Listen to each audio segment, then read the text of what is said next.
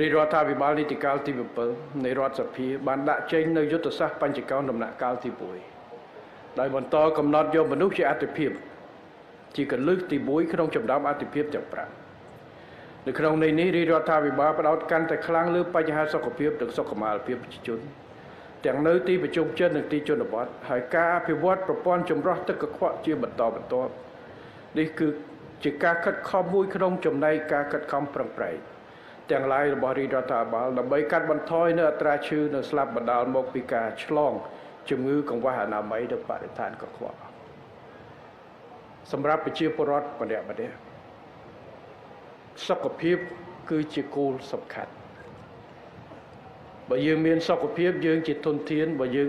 សុខភាពយើងលំបាកយើងជាបន្ទុកអានឹងមិនខុសពីគ្រួសារមួយទេបាទបើមានកូនម្នាក់ដែលគាត់ពេញរូបរាងពេញកម្លាំងមានសមត្ថភាពមានចំណេះដឹងគាត់ទៅជួយរកស៊ីគាត់ជួយរកចំណូលចាំគ្រួសារតែបើកូននឹងកើតមកអត់គ្រប់កើតមកដើរមិនរួចជាបន្ទុកឬមួយក៏មានជំងឺប្រចាំកាយគាត់ទី1មិនអាចទៅជួយអីច្រើនទេប៉ុន្តែទី2ថែមទាំងជាបន្ទុកសម្រាប់ឪពុកម្ដាយគ្រួសារអញ្ចឹងប្រជាជនម្នាក់ជាបន្ទុកគ្រួសារតែបើជាជនជាច្រើនគឺជាកម្លាំងសំខាន់របស់ជាតិរបស់យើង